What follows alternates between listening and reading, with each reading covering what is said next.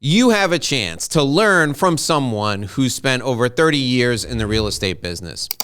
Do you want to get the most that you can possibly get out of an expert? Well, I've been compiling your questions on real estate for the past 4 weeks, and we're going to talk to Steven Glick, a real estate expert from Chicago today, and he's going to answer every last one of them on this episode of the Inside BS Show. Welcome, Steven. Thank you for joining us today, and thanks for agreeing to be grilled about real estate. My pleasure. Thank you very much for having me. All right, so tell folks your background. It's really important that we explain the diverse background you have in real estate so that they understand that we're really talking to somebody who knows what's going on. So you're a realtor. Obviously, you sell real estate, but you also have worked residential, commercial as a developer. Tell people what your background is. Absolutely. So I started what I consider from the ground up. I started out renting apartments and helping people find their first apartment out of college. That sort of morphed into traditional brokerage sales, helping people with the buy and sell of residential real estate. From there, I got bitten by the developer bug, as many of us do, and started doing development. And we started building residential condominiums and single-family homes in the city of Chicago and the suburban areas. And got back into the construction realm with helping clients now back in the buying and selling of residential real estate. And it's a big differentiator. I look at the fact that I've lived that developer life and that construction life. It allows me to protect my clients, which is what I care about, both on the buy side and on the sell side. What do you think is the aspect of real estate that is first the most fun for you and second the most challenging? I think on the fun side, it's really the fact that people are entrusting me with one of the most major decisions they're going to make in their life. Oftentimes it's happy occasions, an additional birth in the family, and they need more space. Other times it's not as happy with estate sales and divorces, but ultimately they're coming to an expert who can provide them guidance and help them find their next home. It's a big responsibility, and I take it seriously. On the challenging side that you brought up, it is that. The market has been very aggressive for the last 18 months, and I think that's made it very frustrating for many buyers. They feel that they're going in with their best foot forward and still not always getting the property that they hope to. So give me some insider secrets. So I'm in Miami. It's a hot market. I talk to people in Chicago and New York all the time. Those markets are incredibly hot, and people are listing homes and they're selling above listing price. What do you do? So you show a family a house.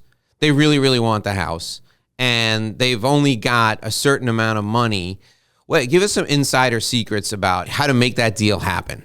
Okay, great question. So, there's many strategies you can use. Obviously, whether it comes to financing or waiving finance contingencies, another thing that we like to use is what we call an escalator clause. And what that escalator clause does is it gives the seller the opportunity to see your offer with an escalation. For instance, let's say we go $2,500 higher than any other offer received, up to a ceiling of $50,000 above asking. Therefore, any other offer that comes in, my client will beat that offer by $2,500, $5,000, whatever the metrics are, and that's a differentiator. The other thing I tell people is the timing. If you've done your homework with a lender, with your bank, and you're in a position to make a bona fide offer, waiving things like your mortgage contingency and recognizing that you'll figure out a way to get the financing if that's the direction you go, that's another one. There's so much competition out there that you just have to constantly differentiate yourself and again, put your best foot forward to try to win multi-bid situation. All right, now let's flip the script, and you're on the seller side, and you do the walkthrough of the home, the neighborhood, and you say to the seller, man, this home is going to go quick if we price it right. and I'm sure this has never happened to you, Steve. You're sitting across the table and they want some outrageous number. That's never happened, all the right? time, every time. Every time, constantly. What do you do? How do you, I know you think your home is worth this, but here's what it's really worth. Here's a home across the street that looks just like yours. I mean, what do you do to get them to embrace reality? I think there's a couple of different strategies. If it's something that's remotely close, we can sort of push in an aggressive market. If we're talking kind of the erroneous figure that it's just a number they dreamt in the shower the day before, you have to provide the guidance and sort of defer to the expertise. I educate people that I'm not in the business of wasting people's time, both on the sell and on the buy. My job is to be of counsel. My job is to provide guidance. And, I'm doing the marketplace and that seller a disservice if I sort of accept that responsibility at an inflated price. Now, I know some brokers will take listings at any price just in hopes to work the seller down. Nobody wants to see that in the marketplace. Typically, when you see a reduction in price, it's a question of what's wrong with the property. Why in a hot market would we need to reduce? Well, if you started out wrong in the beginning, it's unfortunately going to penalize you and make the property not look as attractive. Have you ever been in a position where you're in a neighborhood and you list a home in that neighborhood and maybe that they're a little bit aggressive with their listing price? You check out the other houses in the neighborhood. Maybe you do a mailing, or you put cards in the doors of other homes in the neighborhood, and then a couple of other homes decide they're going to sell with you, and you kind of make a market. Have you ever had that experience? I've had it from the standpoint that we sort of entered the market you described and were successful with the first property. And that sort of brought the phone ringing to say, hey, I'm just at the corner. I'm just over in the next cul-de-sac. And we'd like you to do the same thing you did for us. And then, of course, can we do it at a higher price? But that being said, yeah, sometimes it does happen that a neighborhood's quiet or a little dormant. One person starts a spark and they see a little success. And then all of a sudden circumstances are like, oh, we'd like you to do that for our relative down the street or our neighbor. And yeah, sometimes it does bring activity and So I didn't just pull that scenario out of thin air. Not the other day, a couple of months ago, I'm running the neighborhood next to mine. There's a very long straightaway. So if you run and you want to do like a sprint, that straightaway is perfect because you can see cars it's about 1.25 miles straightaway. So I'm running on that straightaway and I see somebody putting up an open house sign, and it's my buddy. He's a realtor. So I stop and I'm like, hey, whose listing did you get? And he tells me. So after I finish my run, I go to the open house. I looked like garbage, but it didn't matter. Nobody else was there. And he's there with his wife, who's his partner. And they're like, you're going to be the only sign in because you're going to be the only person that comes to this open house because they're asking such an outrageous price. So I invited them over after the open house to have some dinner, and they came over and they were just talking about how, they were there for a couple hours and nobody came by, and this was a friend of theirs, and he tried to talk them out of the high listing price, couldn't talk them out of it. And he's going to have to show them by, there being no traffic, even, in spite of the advertising they're doing. And he had a whole advertising campaign set up. And he was kind of disappointed. Well, come to find out, we're making dinner arrangements to go out to dinner with them 2 nights ago. And my wife asks about the house, and he's like, oh, you're never going to believe it. It sold for $10,000 more than the listing price. And so she puts me on the phone. I'm like, how did you do that? He's like, I didn't do it. He's like, as soon as we listed that house, the people on the other side around the corner, 2 of them listed their houses, which were on the backs of their houses were on a lake, and this other person's house wasn't. And those 2 houses made the market. So basically people were coming to look at all 3. And because those 2 houses were more expensive, the house he listed first looked like a bargain, and they actually were able to sell it. It's a great strategy and a good story. So, sometimes the lesser price on the block is the winner. So I said to him, I hope you got a lot of credit for it. He's like, credit? The guy said I listed it too low. So Steve, talk about commercial real estate and how, do you still do commercial and residential? Do you still do both? I consider myself kind of in the 80-20. I do the commercial when it comes to apartment buildings, multifamily. That's an area that I have a lot of familiarity with. So it does fall into the commercial realm, and it's also a very, very hot product. Is it easier to do commercial, or I guess multifamily, or is it easier to do residential? Is there less emotion in the commercial space? Yeah, to answer that question, yes. It's normally easier to do the commercial because the emotion's taken out of it. It's a numbers game.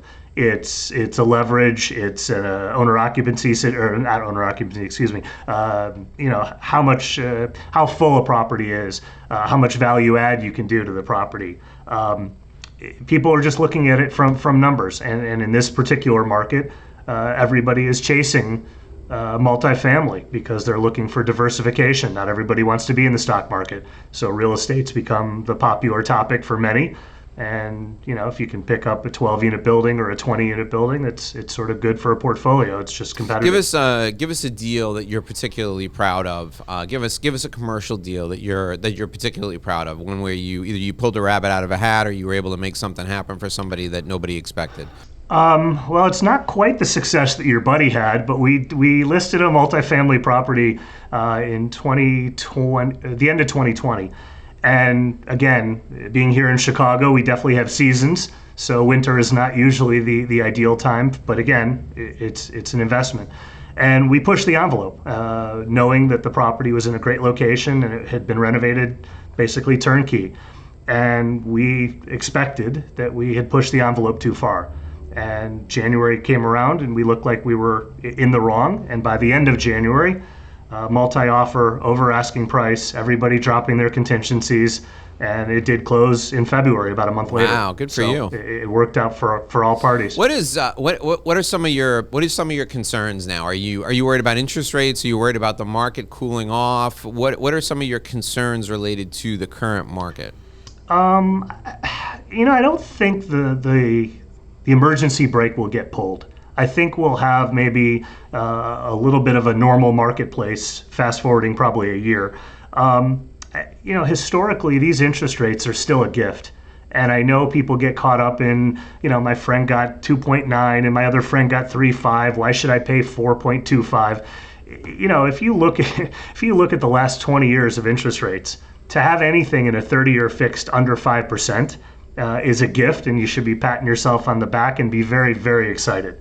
I don't think a little bit of an increase will deter people. I think in this new world that we've entered, unfortunately, with this pandemic and businesses starting to come back a little bit, but at the same time allow employees to work from home, that focus on how much space somebody has or doesn't have is going to be paramount. And they're going to make decisions accordingly with home offices and extra spaces for situations that they never thought they'd be in. Yeah. And I think it will keep the market moving along. The inventory, though, is a big thing. I think, I've joked with many, I've been doing this for 30 years, but I'm really not a real estate agent. I'm a psychologist. That's what my job really is psychology. I've got to help people with the reality. And the description that you brought up was right on. You get into a multi-offer situation, you put your best foot forward, you do everything your broker tells you to do, and you come up third or fourth.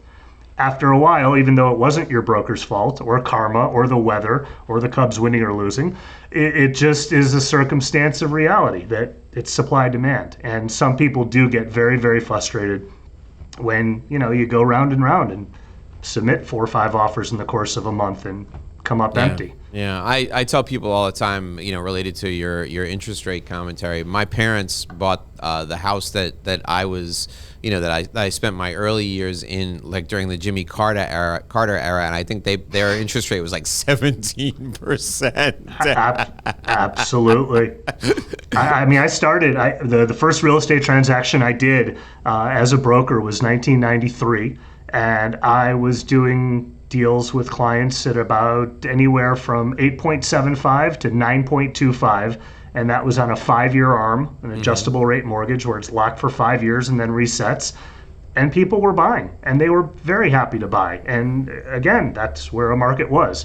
And obviously, from that time frame of 93 to present, it's gone a little different direction when people talk about 3s, 4s, and possibly 5s down the road. So when you meet somebody like a younger person who's really motivated, they like to hustle, and they say they want to get into real estate, what advice do you give them? I tell them it's a long journey. As a fellow runner, there's a big difference between running a 5K and running a half marathon or a marathon. Anybody who's capable of sprinting the latter distances has got my admiration. Most people recognize its pacing. And getting into the real estate business is just that. You're going to have to work a lot of different angles. You're going to have to build a database of friends and family. You're going to have to rely on past clients once you develop those past clients. So I think technology has actually helped a lot for people. There's a way to ramp up at a fairly quick pace. I've seen many brokers come in and do extremely well. But it's competitive, and I do liken it. I know it's a passion for both of us. I do liken it to networking. If you join a network group and expect after 3 months or even 6 months that business is just going to flow in, you probably find out you have another thing coming.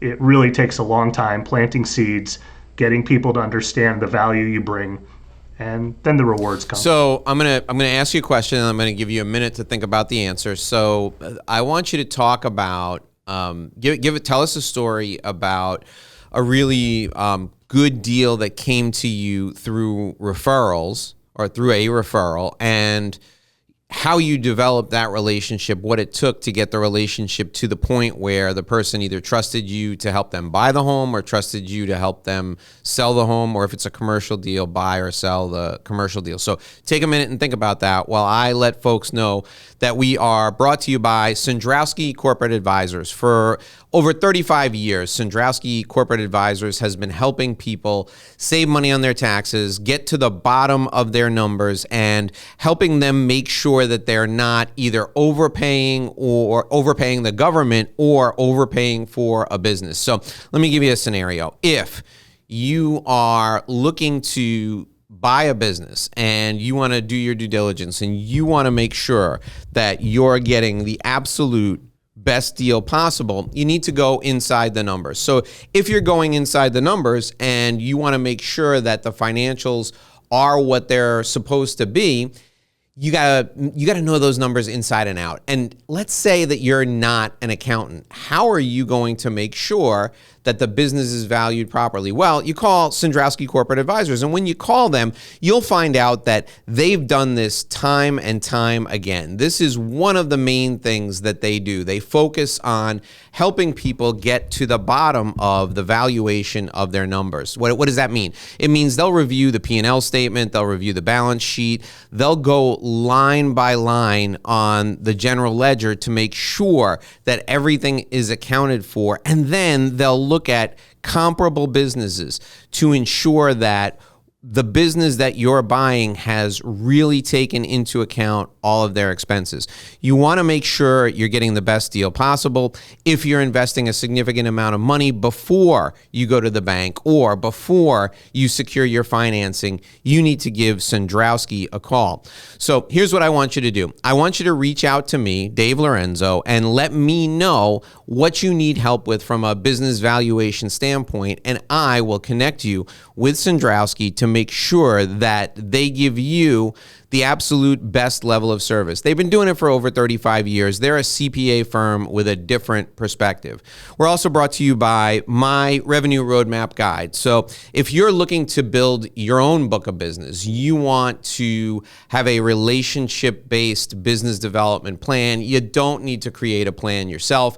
You can just take my plan and customize it for you and your business. Go to revenueroadmapguide.com. That's revenueroadmapguide.com.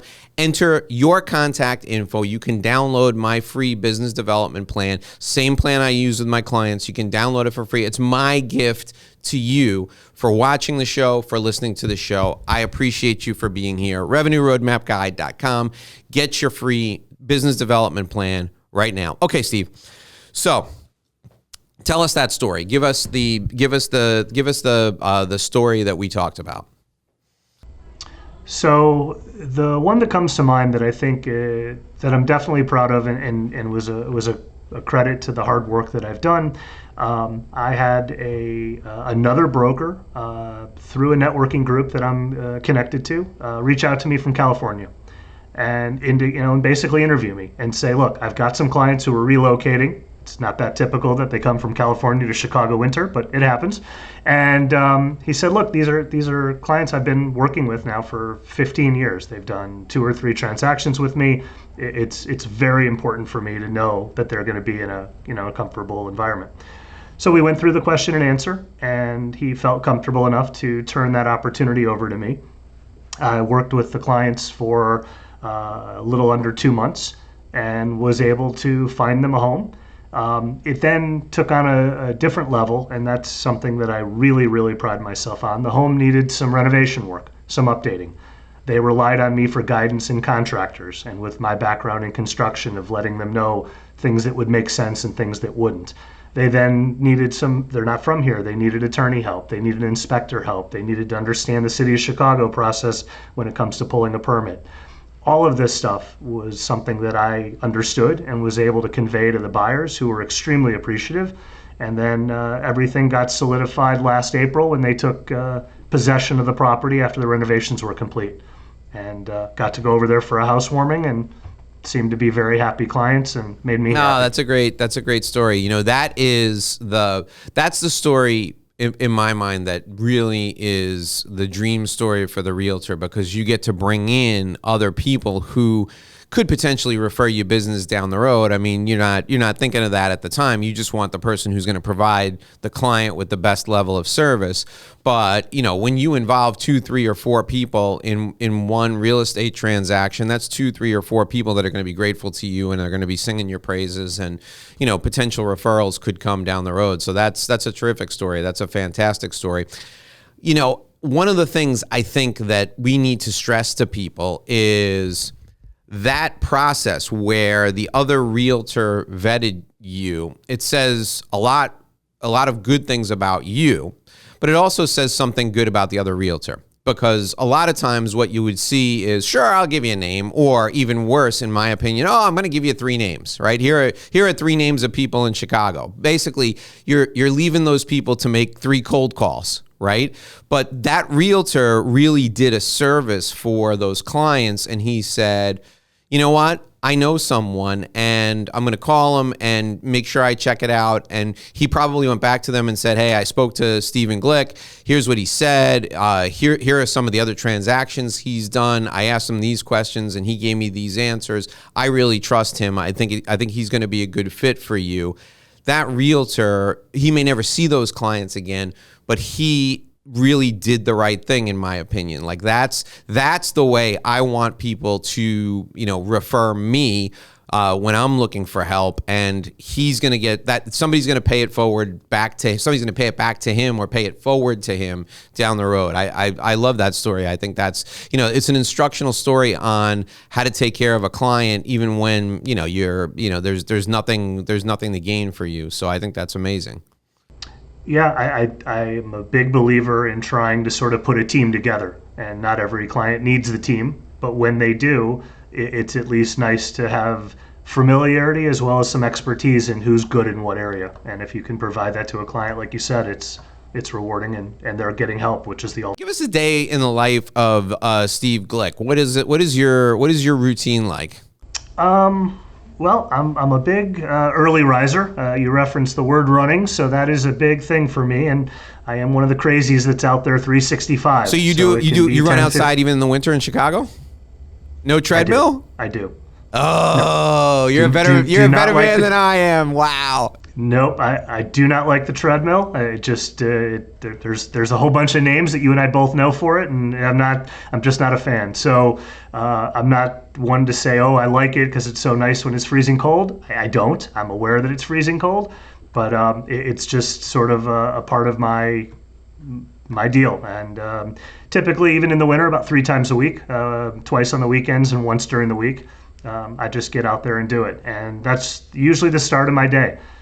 There's no phone with me. There's no music with me. It's just sort of me and the city.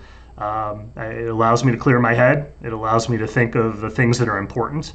And then when I come back and sort of the reward of some flavored water or Gatorade, then I can at least go to the phone. And even then, I'm very aware to not just jump into the email rabbit hole. I know it's there. I know it's going to bother me at some point, and I got to address it. But it doesn't have to happen at 6:45. The world, the career I chose does not involve brain surgery, so nobody is going to not make it through the day or the night if a few hours pass. And it's something that's taken me a long time to react that way. I was always the person, last thing I do is check the email at night and first thing, and then you're responding at 5 a.m, and now you've set a bad precedent, which is probably not the healthiest thing for your client or for you. So I've really tried to break that habit and focus on me, and really start my day with a clear head. No, that's great. I love it. Tell us a story. There's somebody listening right now, or somebody watching right now, who just had a setback in business, right? They didn't get a deal they thought they were going to get. They lost a big client. Something happened. Tell us a story about a time when you had a setback and you bounced back from it. Give that person who's listening, who had a setback today, and they're running and they're listening to us right now, or they're watching us before they go to work in the morning. How can they bounce back from a setback? How did you bounce back from a setback?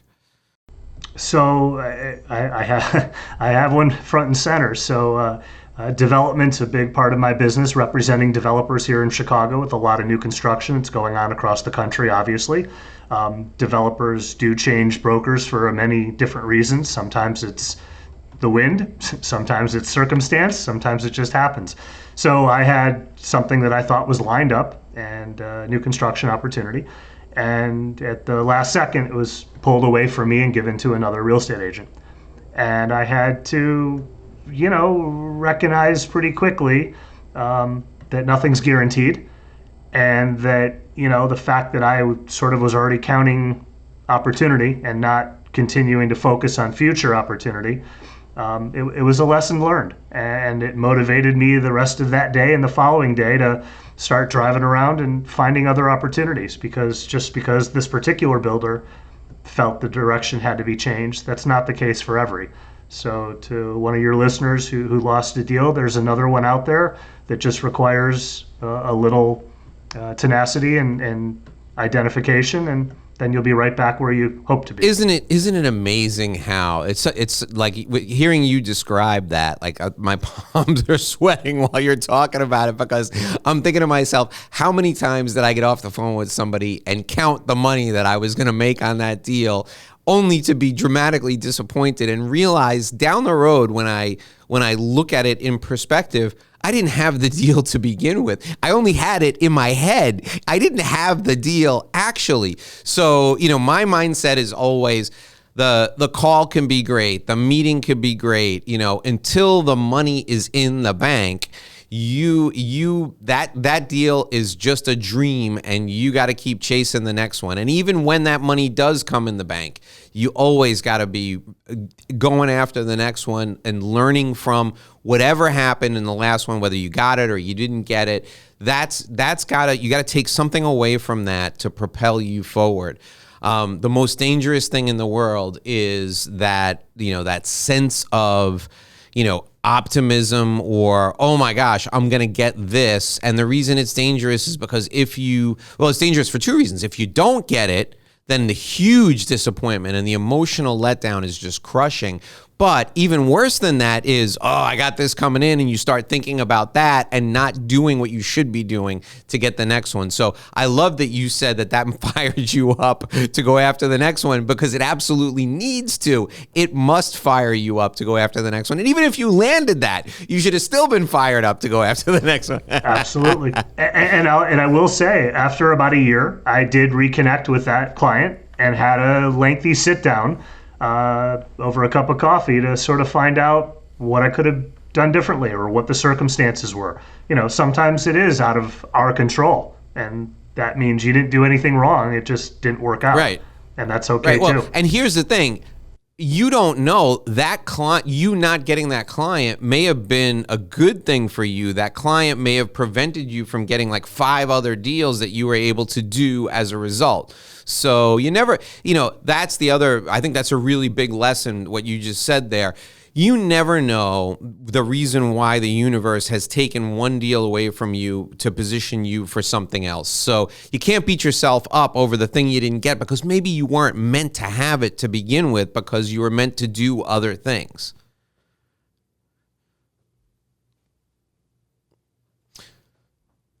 All right, so we've talked about your morning routine. We talked about what advice you would give to a younger person. Now, I want you to think about 3 things that people should take away from our time together. 3 things that people should take away from our time together. I'll give you a minute to think about that, while I remind folks again that we're brought to you by Sandrowski Corporate Advisors. If you want to reach out to them, their number is 866-717-1607, 866-717-1607.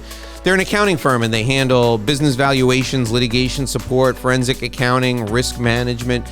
They have a different perspective. Now, one of the areas that Sandrowski focuses on is on family office services. So if you have a family office, if you have a business that actually runs the investments for your family, Sandrowski can come in and make sure it's structured appropriately. You see, they wrote the book on family office services. They literally wrote a textbook on how to set up a family office. If you are someone who has accumulated through hard work a significant amount of wealth, and you want to get a handle on some of the best investments around, you can join what's called a multifamily office. And a multifamily office is 2, 3, 4, 5 families, 5 wealthy, affluent families who pool their money together for investment purposes.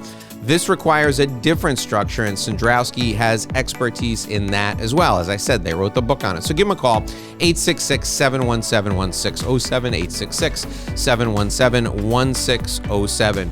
And also remember my Revenue Roadmap Guide. If you would like a business development plan, you want to grow your book of business, go to revenueroadmapguide.com. enter your contact info, and you can have a business development plan. The business development plan I use with my clients, you can have it for free. All right, Steve, what are the 3 things we want to take away from our time together today? I think I would do it in this order. Tenacity is a necessity. That's just sort of an obvious business ethic that you just have to constantly keep churning. I think the never knowing what that next opportunity is going to lead to should be a motivator to look for that next opportunity. And then the third thing, which I try as much as I can, you gotta have fun. And you gotta laugh at some of this stuff, because we all get caught up when things don't go the way we want it, whether it's in personal or in business. Things we've learned, unfortunately, due to the pandemic is everything is too short. And if you can sort of compartmentalize things and recognize, let's just figure out ways to have fun. I understand there's time management, but there's got to be an element of fun as well. That's all right, my take. Great advice, Steven Glick. Thank you so much. If you want to reach out to Steven Glick, he's a real estate expert in the Chicago area. I want you to call this number, 773-727-7879. Wow, there's a lot of 7s in your phone number, Steve. 773-727-7879. You can reach out to Steven there. I'm also going to put his email address in the show notes so you can send him all the email you want. I'll put his bio in there too so you can take a look at that. Steven, it's an absolute pleasure having you here. Thank you for joining us. Thank you for enlightening us and sharing your story with us today. Thank you very much for the opportunity. I really appreciate it. All right, that'll do it for this episode of the Inside BS Show. We'll be back here again tomorrow with another episode of our show. Until then, here's hoping you make a great living and live a great life.